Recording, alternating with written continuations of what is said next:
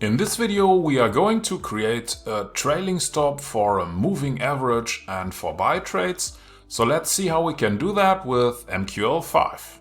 In this video, we are going to create an expert advisor that utilizes a simple moving average for trailing stop management. Let's see how we can do that. We start Metaeditor by clicking a little icon or pressing F4. The code begins with including the trade library using the include directive, which provides functions for trading operations.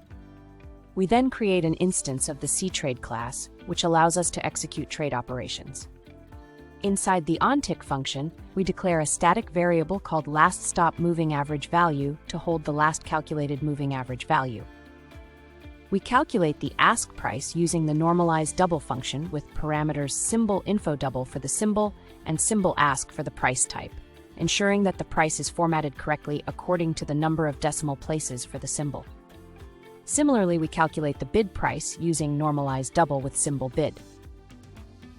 Next, we check if there are no open positions using the positions_total function. If there are no positions, we execute a buy order for 10 microlots, which is equivalent to 0.10 lots. The parameters for the buy function include the lot size of 0.10, a null value for the order comment, the ask price for the entry price, a null value for the expiration, and a calculated take profit price, which is set 150 points above the ask price. After placing the order, we reset the LastStopMovingAverageValue to 0. We then create an array called myMovingAverageArray to store the moving average values. We use the arraySetAsSeries function to sort the array from the current candle downwards.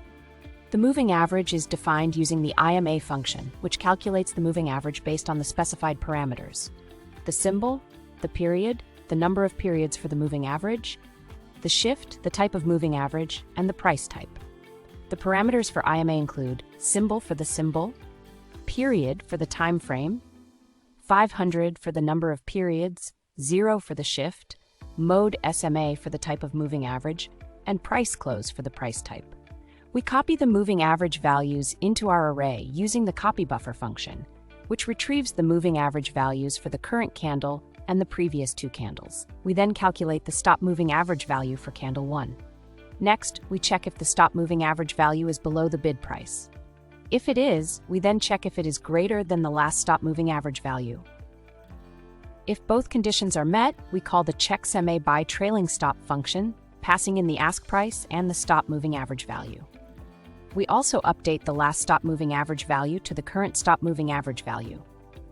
Inside the check SMA by trailing stop function, we loop through all open positions using a for loop. For each position, we retrieve the symbol of the position using positionGetSymbol. If the symbol matches the current symbol, we get the ticket number of the position using positionGetInteger with positionTicket and calculate the current stop loss using positionGetDouble with positionSL.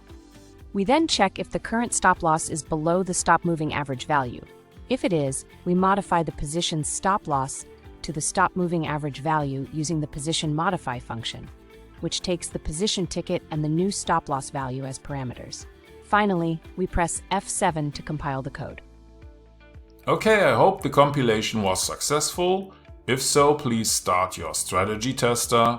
If this was too fast for you, or if you have no idea what the code is doing, maybe the premium course might be interesting for you. You can find it on our website. For now I say thank you for watching and I will see you in the next video.